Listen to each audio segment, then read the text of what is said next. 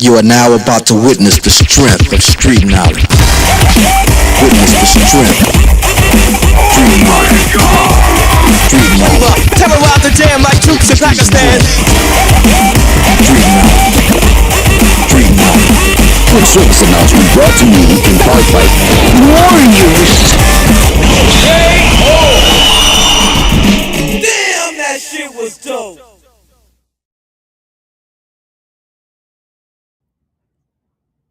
And welcome back to another Warrior Creed live stream with me, the Radical Majid Nawaz, broadcasting to you not from our usual studio, as you can all see, but from Washington, D.C. Yes, this is the hotel room in Washington, D.C. About to check out today, but we thought that we'd provide you with an update as to our travels here in Washington, D.C., ostensibly in pursuit of the aims of the Accordists here to try and launch the U.S. Side of our Accordists campaign. But while we've been here, of course, much has been unfolding that is both directly related to the Accordists, but as well that validates much of what we here on Warrior Creed have been saying about the geopolitical developments and the negotiations led by President Trump. Now, those negotiations are at their final stages because Trump has announced so, and of course that explains this photo, which is the image for the stream today. That's President Trump meeting with the leaders of Muslim majority countries on the sidelines of the UN in New York, as you're about to see, naming it as his most important meeting.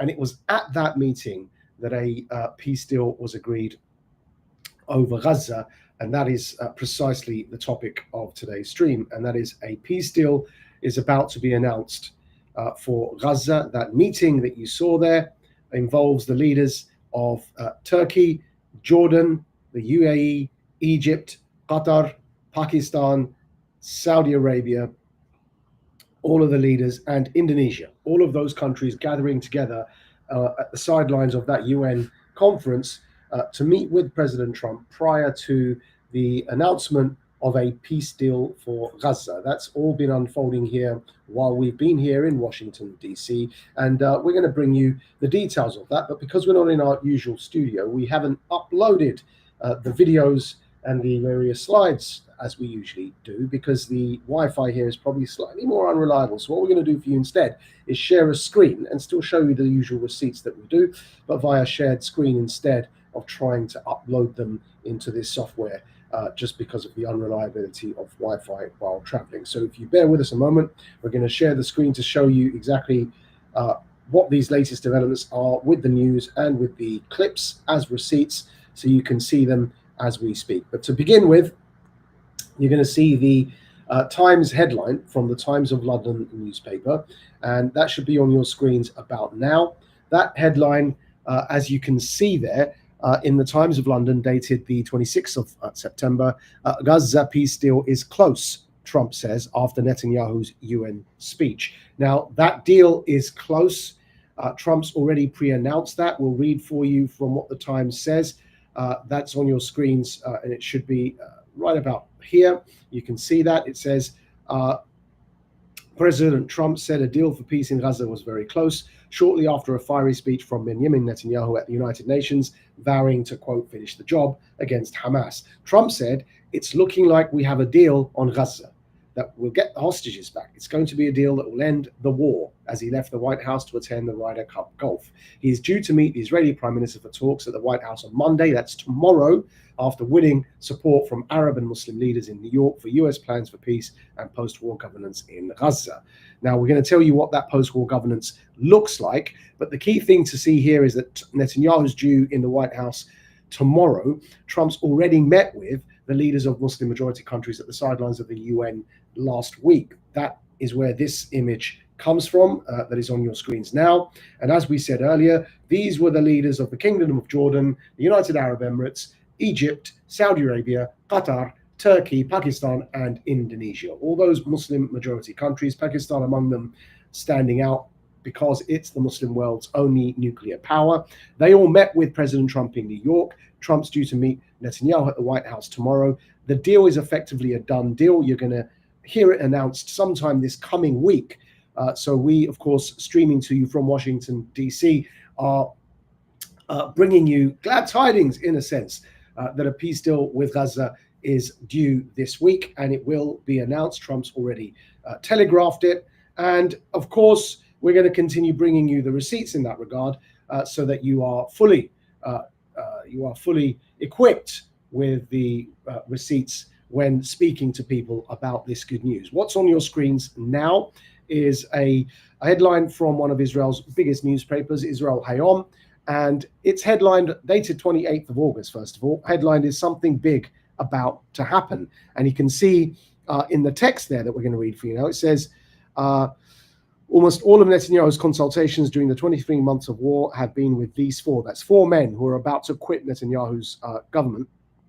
Who will he turn to now, meaning after they quit? Of all the departures, Dermers, that's one of the men, is by far the most consequential. He holds all the most critical security portfolios: Iran, Syria, Gaza, and the hostages. By January the 1st, coming up, not right now, but the new year, he's supposed to complete two key tasks he vowed not to leave unfinished: ending the war and expanding the Abraham Accords. Now, you can see clearly now the headline there is something big about to happen.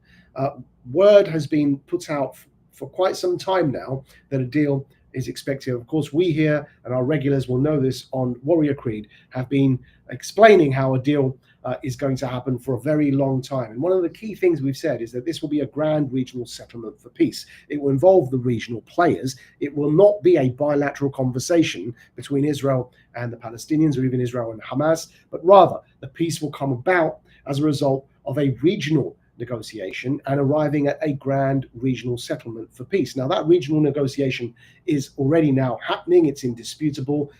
Again, back to that image of Trump speaking with the regional leaders at the sidelines of UN, Trump calling it his most important meeting at the UN, and Trump meeting Netanyahu as he is tomorrow at the White House.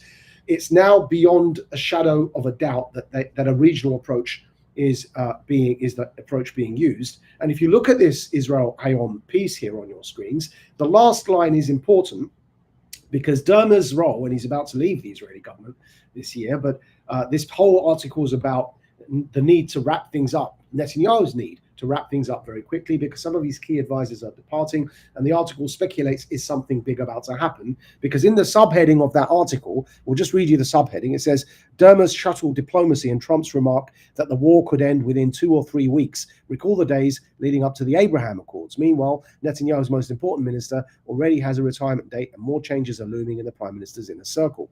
So Trump, this article's called is something big about to happen because even in August last month, Trump was telegraphing that a deal is going to be reached. Now we're literally on the cusp of it. It will be announced sometime this week, most likely. But the other interesting thing about this article is it's linking it to the Abraham Accords, which links, of course, dovetails nicely with why we're here in Washington, D.C., what the Accordists' mission is. And that's what we announced to you all last week via the Radical podcast. But also how, importantly, this grand regional settlement for peace and the regional approach for peace in the Middle East is an approach which, when once secured, will only bolster the Abraham Accords, not undermine them, because, of course, the Abraham Accords themselves are built upon the regional approach. And it's the regional approach that is going to show results here, not a bilateral approach, Israel Hamas or Israel Palestine, and certainly not a unilateral approach such as PM Starmer's gesture of unilateral declaration for a Palestinian state, which doesn't actually change facts on the ground, doesn't really result in anything. This regionally negotiated settlement is what's going to lead to a lasting peace in Gaza. It won't be perfect, nothing ever is, and we're going to get to some of the problems with it in a moment. But the overriding, and as we said in our premium members only live stream, which our paying subscribers can see, our live broadcast from outside the Capitol building last night here in Washington, D.C., that at the end of the day, the most important priority is to stabilize the area, to end the war, to stop the war. That's the most important priority. And whatever shape stopping the war takes, of course, it won't be perfect, but if you stop the war first, the rest of everything else can be negotiated, such as what to do with the land known as Gaza, whether or not there'll be a two-state solution, whether or not there'll be a regional alternative to a two-state solution. All of this is part of the negotiations. But the key thing is stopping the war first. So this article is right here on linking an end to the Gaza conflict to the Abraham Accords is relevant because, of course, the end of the Gaza conflict comes through the regional approach, and the ultimate fruit of the regional approach is the resurrected Abraham Accords. Now, here on your screens now is Trump drawing a line prior to his meeting with the Muslim majority leaders at the sidelines of the UN. And that's, of course, also prior to him meeting Netanyahu tomorrow. And this is why we know that it's almost certain we're at the end of the road here when it comes to Netanyahu's war machinations in Gaza and the West Bank. Here's Trump saying, "Will not allow Israel to annex the West Bank. No, I will not allow it. It's not going to happen. There's been enough. It's time to stop now." Very, very unequivocal. We're going to play you this video. It's on a shared screen. We hope it works. We've explained, apologies, the reason we're sharing screens today is because broadcasting from the hotel room as we are, the Wi-Fi isn't as strong as we're used to from our studio. So sharing screens and playing you video clips we've already got uploaded on the Radical Dispatch Substack page or Radical Media is the most efficient solution. But this should work. Take a listen to this. This is President Trump drawing a line prior to his meeting with the Muslim leaders at the sidelines of the UN and prior to his meeting with Netanyahu at the White House tomorrow. This is Trump making it very clear where his red lines are. Leaders this week that would not allow Israel to annex the West Bank. Is that something that you I will not allow Israel to annex the West Bank. No, I will not allow it. It's not going to happen. Did you speak with Netanyahu about this directly? Yeah, but I'm not going to allow it. Whether I spoke to him or not, I did. But I'm not allowing Israel to annex the West Bank. There's been enough. It's time to stop now, okay? And that's pretty much it. It's going to stop. President Trump has said there's been enough. It's going to stop. It is going to stop. And as you can see on your screens now, even the Times of Israel is by now, everyone's realizing that the regional approach, obviously our regulars have known this for over a year, more than a year. We've been saying this for a long time, but the regional approach is the approach that's going to settle the conflict. As you can see on your screens, the Times of Israel reports 25th of September, U.S. envoy Witkoff is confident of Gaza breakthrough in coming days as peace plan is floated. Witkoff says this is a subheading, Witkoff says Trump's 21-point plan for peace shared with Arab and Islamic leaders on the sidelines of the UN General Assembly addresses concerns of Israel and regional neighbors. So again, their reference in the Israel Times to the sidelines meeting at the UN that Trump had with the Muslim leaders. Again, that's the leaders of Saudi Arabia, Qatar, the UAE, Egypt, the Kingdom of Jordan, Pakistan, Turkey, and Indonesia. Those countries, 8 of them, all the leaders of all those countries, Muslim majority countries, including nuclear Pakistan, met with Trump, and they resolved whatever issues they had. Trump will meet Netanyahu tomorrow to resolve them as well. But even Witkoff now is announcing that this deal is pretty much a done deal. Reading from the article in the Times of Israel, U.S. envoy Steve Witkoff said Wednesday he expected a breakthrough related to Gaza in the coming days, saying U.S. President Donald Trump had presented a plan to regional countries. The U.S. president shared ideas when meeting with a group of Arab and Islamic countries on Tuesday on the sidelines of the UN General Assembly. As Stephen Witkoff said Wednesday, he expected a breakthrough related to Gaza in the coming days, saying U.S. President Donald Trump had presented a plan to regional countries. So you keep hearing that word regional, all right? There's a reason we kept posting on all our socials for over a year, a grand regional settlement for peace is coming. And people can mock and people can laugh and people can say, Majid, your head's in the clouds. It's all here now for you. You're going to see it. It's already being told to you, but you're going to see the big announcement coming up this week. And the Kurdists, of course, have been making it very clear that we are all about the regional approach. It's how we fix the problem. To carry on reading from this Times of Israel article, second half, we presented what we call the Trump 21-point plan for peace in the Middle East and Gaza, Witkoff said.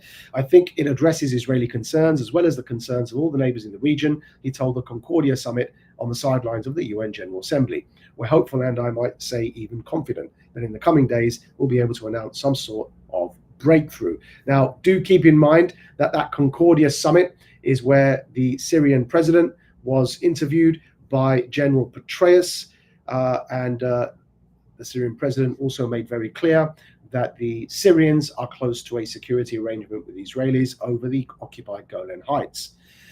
Now, one of the things we said in the live stream yesterday that's important is it's important to understand that the Syrians, of course, will not enter into the Abraham Accords immediately, tomorrow, nor will any of the others, that these are things that happen in stages.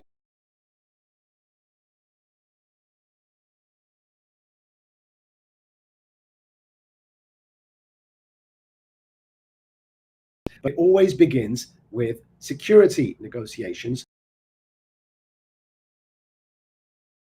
Cooperation is always what has to come first, and conversations on the national security side precede any diplomatic negotiations. Then you understand that it will always begin with security cooperation first. So Syria's security talks with Israel are the start. You can't have diplomatic negotiations if the national security people involved don't first give you the all clear, because of course you can't have diplomatic relations with people that are still deemed a active national security threat. So the national security people have to talk first. It's always how it happens. So in Syria, it's the national security people talking to the national security people.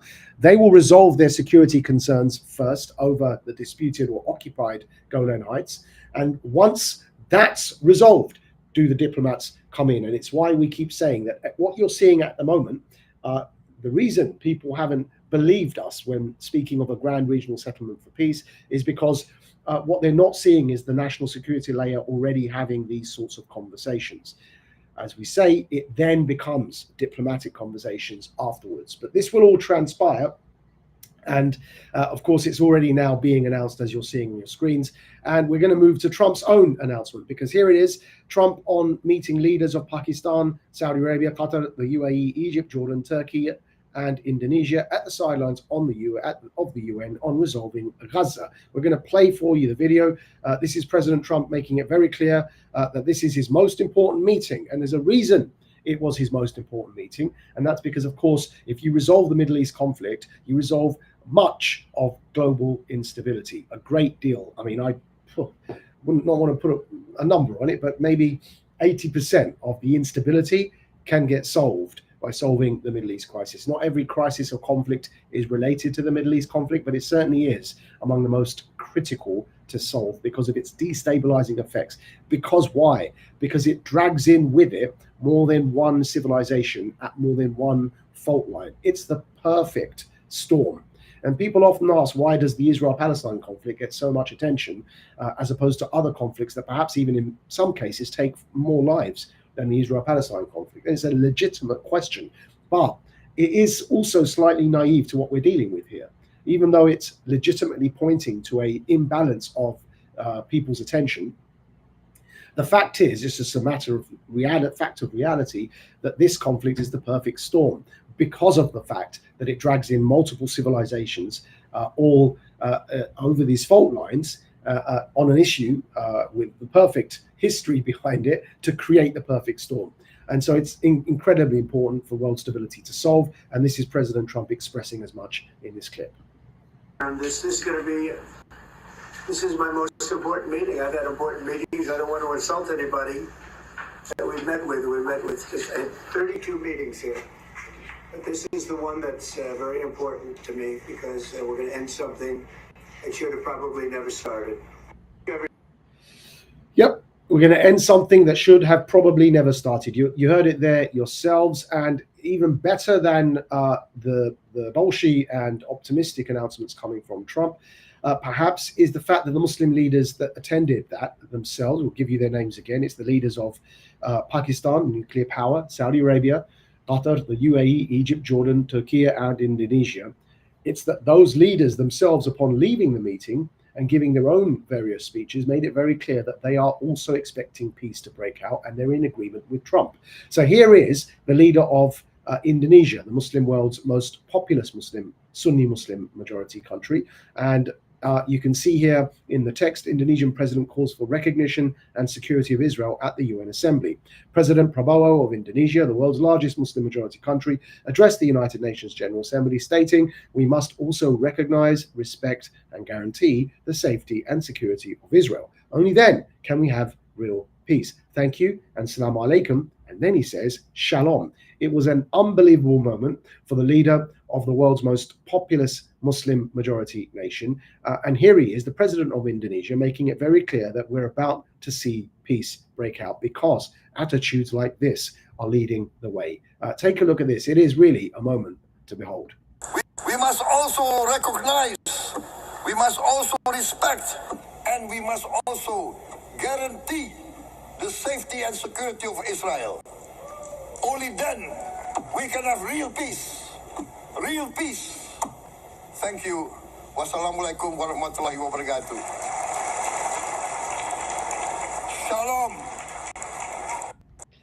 That's a moment, because the thing is that came while the Syrians were also Ahmed al-Shara, the new prime minister of Syria, the former Al-Qaeda member, was saying that they are entering into security arrangements with Israel over the occupied Golan Heights.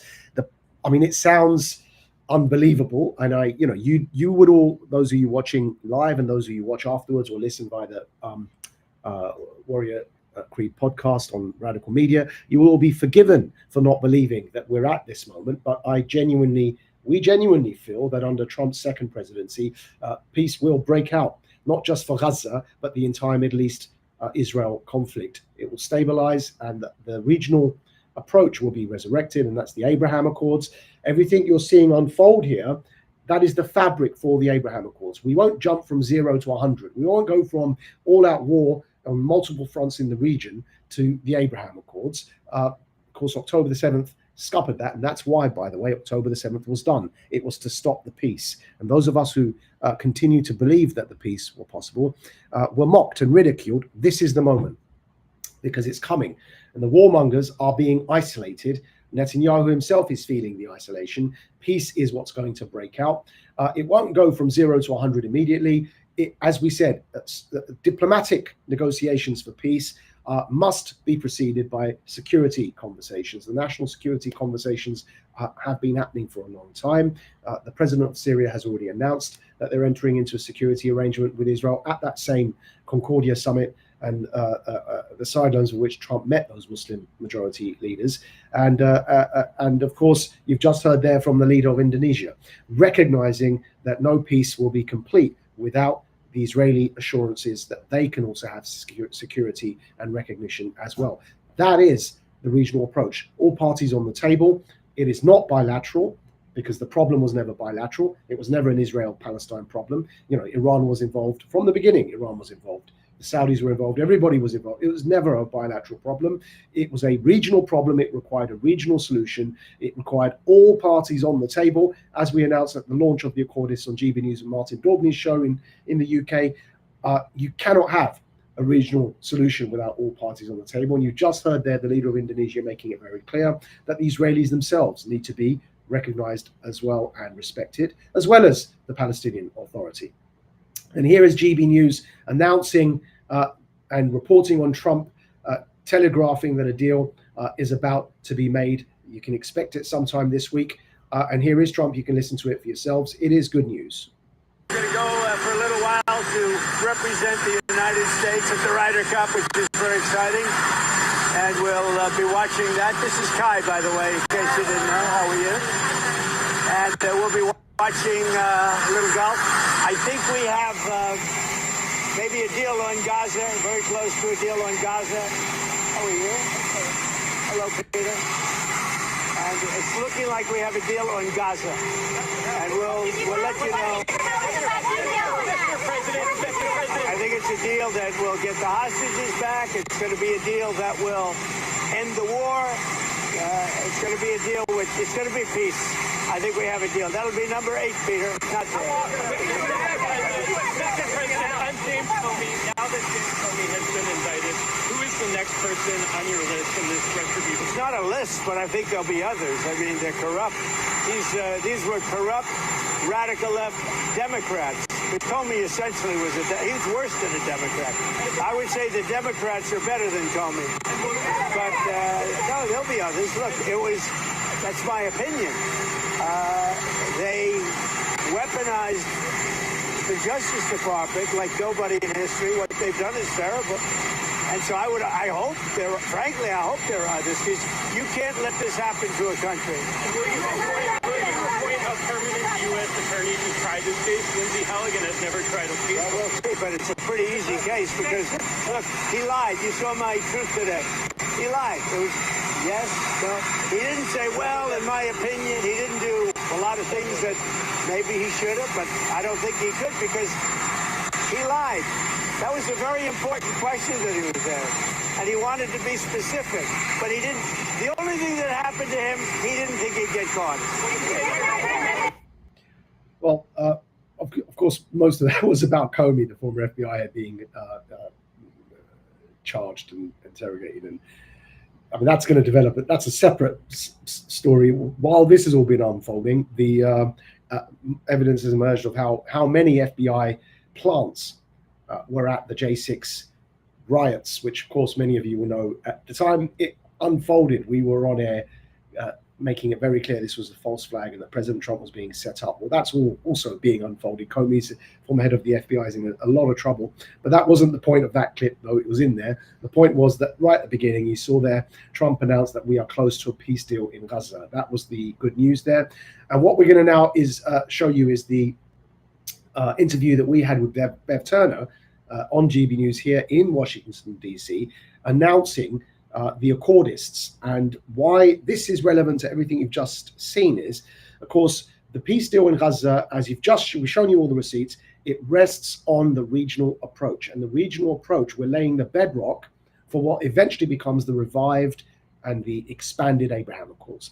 That's the dream. You don't get to it straight away. You have to have a bedrock of regional negotiations, beginning with national security negotiations, then diplomatic negotiations, and then you get to the actual political agreements. So that's the process. It's how it happens.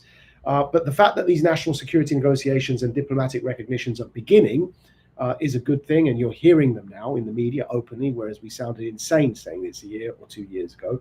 But it all bolsters the underlying premise for the Abraham Accords, and of course, therefore, adds impetus to the mission of the accordists, the mission being to revive the Abraham Accords, consolidate on their successes, and expand them, because that's the framework we believe that will better bring lasting peace to the entire region, to the Middle East, and it's the regional framework. And so we're in Washington, D.C. to launch the U.S. campaign, the U.S. side to our accordists campaign. And this is an interview with Bev Turner in the newly launched GB News America, precisely about that. Of course, it was wonderful timing, because as we're here launching the accordists, which has the mission that perfectly dovetails with all of the geopolitical developments that we've just explained to you, that President Trump has just been involved in. And of course, it was President Trump 5 years ago this month, September, it was in his first term that they signed the Abraham Accord. So it's wonderful timing. We promise you we didn't. I mean, maybe just the genius of our timing, but you know, it worked out for us. Let's just say here it is, the launch of Accordists America on Bev Turner's GB News show in the United States of America. Joining me now is founder of the Accordists, Majid Nawaz. You might know him at home as a legendary British broadcaster. Too kind, Beth. Majid, it's so great to see you in Washington. Allow me to congratulate you on the launch of GB News I will allow America you. and your show, and it's fantastic to be here and to be part of the first week of this show in Washington. Right, you are pretty much the person I go to if I want to know what's going on in the world, and that's no exaggeration, because you are so hyper-vigilant to geopolitics, and you have been for many years. If I wonder what's going on in the world, I want to see what is actually happening, I go and find you on socials and your channels. So what are you doing now with the Accordists, and why have you been driven to take this step? Right, well, we founded www.accordists.org.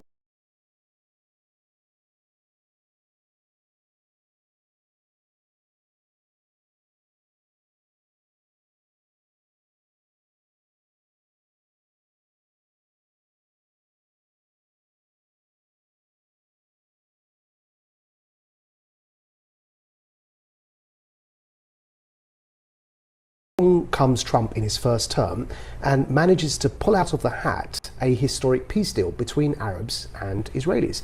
They're called the Abraham Accords. Of course, October the 7th and the terrorist attacks of October the 7th happen. The Saudis were about to join the Abraham Accords, and October the 7th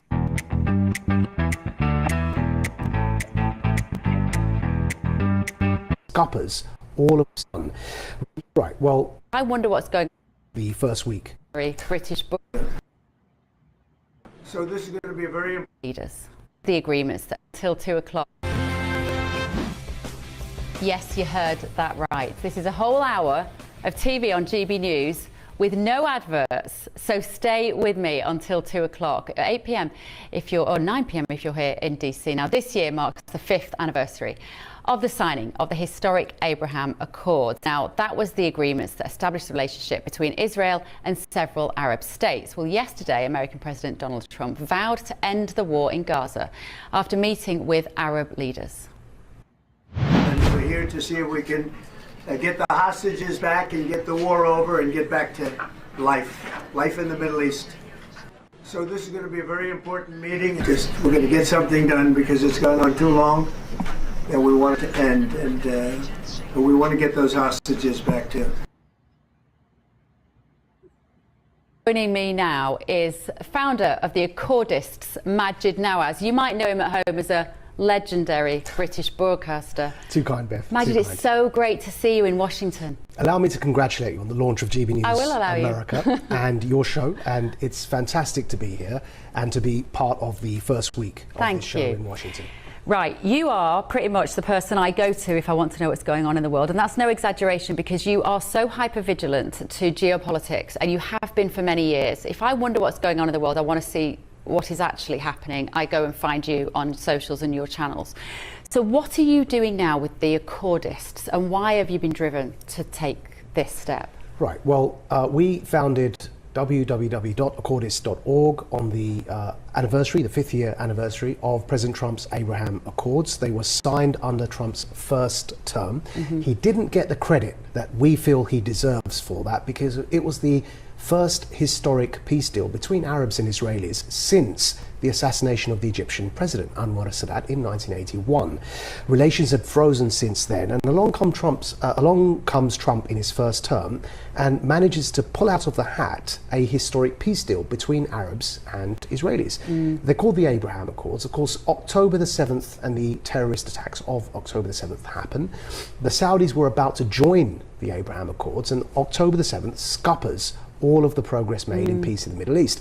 And of course, the thing has been frozen since then. What the Accordists are about is that we feel it's high time to revive and consolidate on the successes of the Abraham Accords and expand those accords. And the fundamental premise the Accordists believe in and that we're based on is that this conflict is a regional conflict. It involves more than just the typical media portrayal of a bilateral conflict between the Palestinians or even between Hamas and the Israelis. This is a regional conflict, and I'm happy to unpack that, but it needs a regional approach. So this is one of arguably the most complicated political network of allegiances and animosity across the world on the present day, and has been for decades. Yes. And so your argument is it's been so simplified, in no small part by the media, that it's Netanyahu versus Hamas with America on the periphery. So what do you want to come about now? A greater understanding, at the very least, of the situation? Absolutely. So we commissioned a YouGov poll, which is a famous polling company in the UK, on this question as to what Britain believes about relations between Arabs and Israelis. Around 91% of the British public that expressed an opinion said they believe it's important or very important for Arabs and Israelis to have good relations. However, 87% of the British public had not heard of the Abraham Accords. So on the one hand, they want better relations, but on the other hand, they don't know of the existing vehicle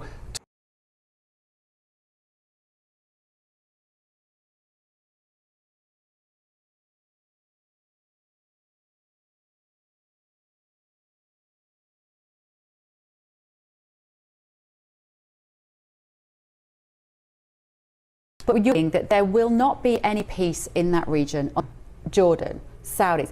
Why have they not all sat around and done what you're suggesting they should do now? What is the stumbling block there? Well, 5 years ago in Trump's first term they did, and historically, and it's a great achievement. And he didn't get enough credit for that, did he? Well, he didn't get any credit for it. I was on air at the time on my former show in the UK. Channel we both used to work for. Indeed, we shall not mention. What very inferior news outlet. Well, so I remember praising Trump's success in the Abraham Accords and facing a backlash from certain sectors of the public and also from the media establishment for actually recognizing this as a success. And it was then frozen.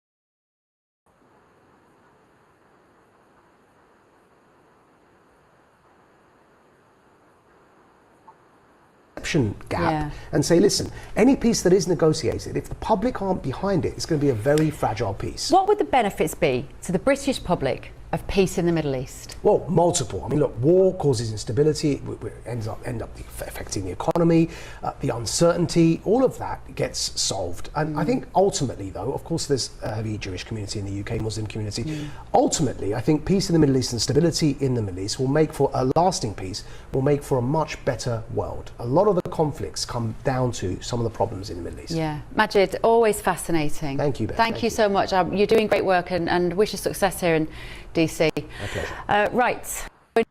Joining me now is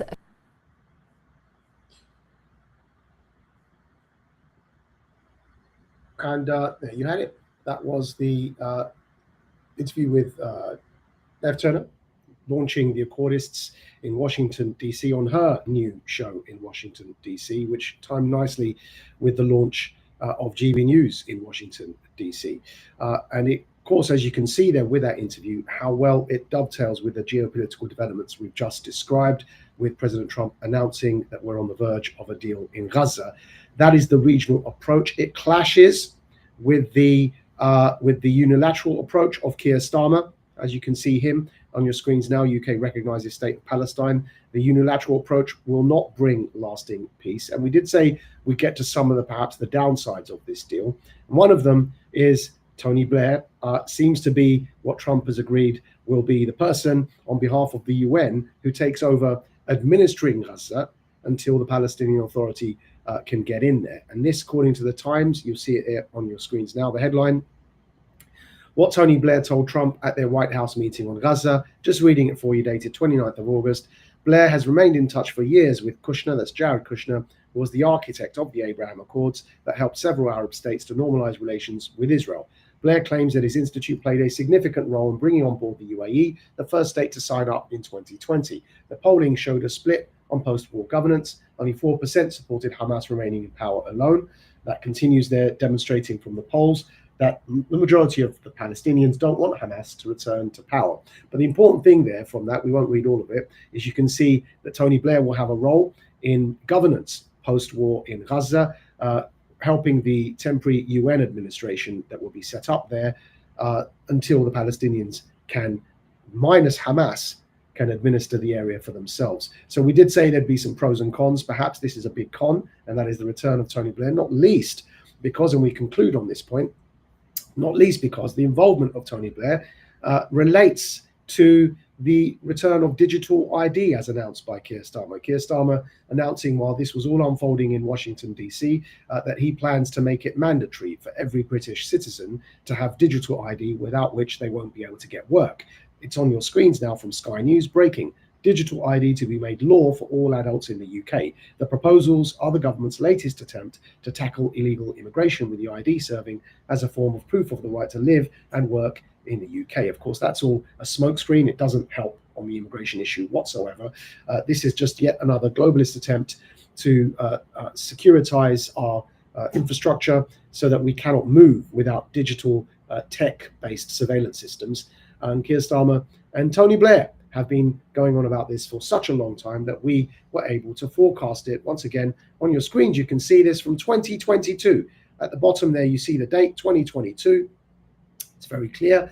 This is our post from back then. Starmer is planning to betray you all on to the globalists. The Labour government could introduce basic ID cards to help count how many people there are in Britain and reduce illegal immigration. The party is examining the idea of forcing everyone to apply. And if you go back to the episode we did with Joe Rogan, episode 1780, it's all there for you. It's very clear how we've said this is going to come about, and now is the time it is coming about. So the peace deal in Gaza has some downside to it, and that is the return of Tony Blair as the man responsible for administering the UN-run authority in Gaza after the Israelis pull back until the Palestinian Authority takes over.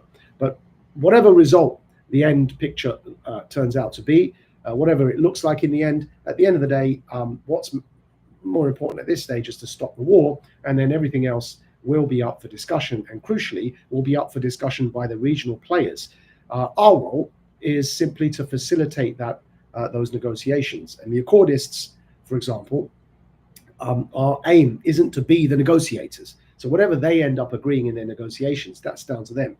Our role simply is to say those negotiations have to resume, and we're very glad that that's the direction it seems to be headed in, and we've shown you all the receipts for that. Now we're going to end it here. We're going to get back on our flight back to London, but it's been a very good trip here to Washington, DC. You can see all of the geopolitical developments are moving along the lines of how we've said they should and how we've said they would, and it reconfirms everything we're doing and the basis for the Abraham Accords and the need for the accordists as our mission is to revive those Abraham Accords off the back of successful regional negotiations, and that's exactly what's happening. We thank you all. Apologize that we couldn't stream on Tuesday. We were on a flight, but this stream hopefully catches you all up to date. We may not stream again on Tuesday depending on the news developments, but this is a good placeholder for the meanwhile for everybody. And until next time, you've been watching The Radical with me, Majid Nawaz. Until next time, we thank you all for your time. You are now about to witness the strength of street knowledge. Witness the strength. Street knowledge. Street knowledge. Terrorize the jam like troops in Pakistan. Street knowledge. Street knowledge. Good service announcement brought to you in part by